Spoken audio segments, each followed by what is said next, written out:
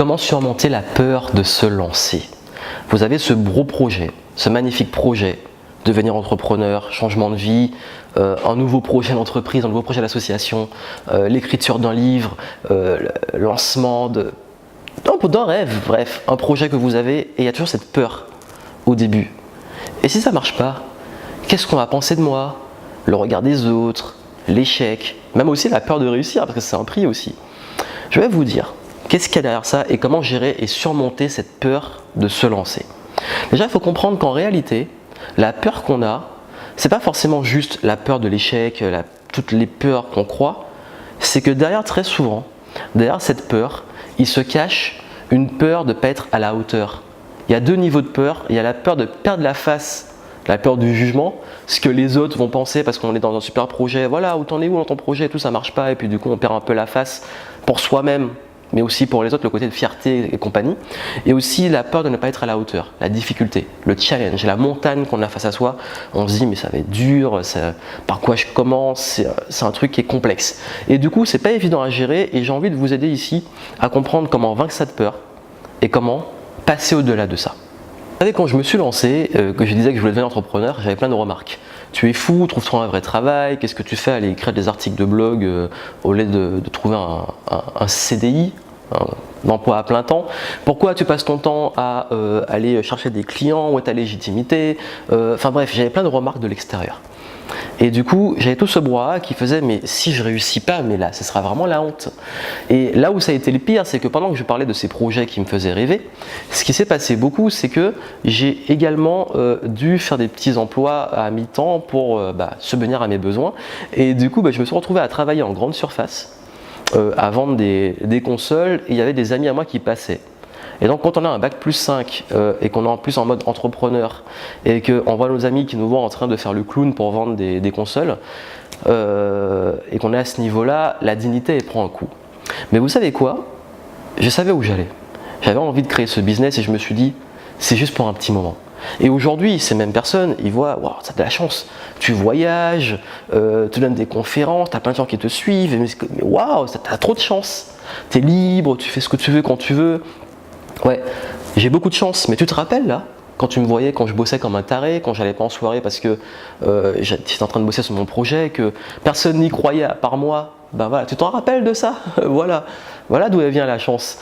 Et ça que je voulais vous dire, c'est que je sais que derrière cette peur de l'extérieur, de l'environnement, en fait, c'est que nous-mêmes, on manque de confiance. Et que pour passer cette peur, il faut déjà développer une confiance et un sens monstrueux à ce projet pour que vous arriviez à vous en foutre en fait. Parce que quand on arrive à s'en foutre de tout ce qui se passe et de regard des autres, c'est qu'on a suffisamment confiance à son projet et a envie de réussir. Parce que ce qui se passe aussi, c'est que forcément, quand on parle de ces projets et qu'on a ces peurs en nous, souvent on cherche à les justifier auprès des autres. Parce que le fait de trop parler des projets qu'on a envie de lancer, les autres aussi ils vont vous juger. Les autres aussi, ils vont vous transmettre leur peur. Parce que quand, dans ma famille, certains membres de ma famille me disent « mais ça va pas marcher, mais comment tu vas gagner de l'argent, etc. » C'est leur peur, c'est leur croyance, c'est pas les miennes. Quand quelqu'un, vous dites à un ami que vous avez envie de devenir entrepreneur ou que vous êtes en train de vous développer et qui vous dit « mais tu devrais peut-être arrêter, c'est dangereux, c'est la crise », ce sont ses peurs à lui. En fait, les autres vous projettent leurs peurs et leurs croyances. Donc plus vous allez parler de vos projets, surtout dans ces moments de fragilité, plus vous risquez qu'on vous transmette encore plus de peur. Parce que la peur, on le ressent. Quand on est dans une situation de contexte social où des gens ont peur, on le ressent.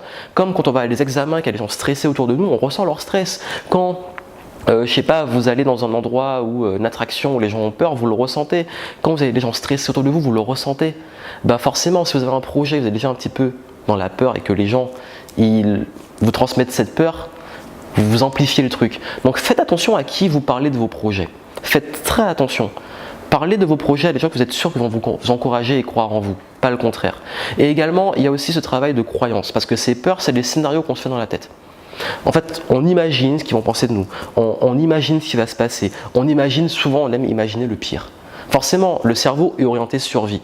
L'être humain est toujours plus focus sur le négatif. Pourquoi? Parce que le négatif permet d'anticiper des soucis qui peuvent mettre en danger notre survie. Donc forcément, pour l'anticiper, on va être souvent orienté vers, on envisage le pire, pour le préparer. Le problème, c'est que le pire, il travaille. Donc, si vous voulez casser aussi ça, il faut travailler sur vos croyances. Il faut travailler sur le conditionnement que vous avez, notamment dans votre environnement qui vous fréquentez, on en a parlé, et également aussi au niveau de tout ce qui va toucher à ce que vous allez consommer comme information. Forcément, si vous regardez les news qui sont angoissantes, où on vous dit c'est la crise, les gens vous veulent du mal, etc., vous allez vous mettre ces histoires dans la tête. Si vous traînez avec des gens qui parlent toujours de problèmes, vous allez vous mettre des problèmes dans la tête. Alors que si vous traînez avec des gens qui vous encouragent, vous boostent, qui ont des projets, qui sont en train de créer tout le temps, là, vous créez une dynamique motivante. Donc faites vraiment attention à ça, à qui vous confiez vos projets et à ce que vous mettez dans votre tête. Parce que vous êtes ce que vous consommez.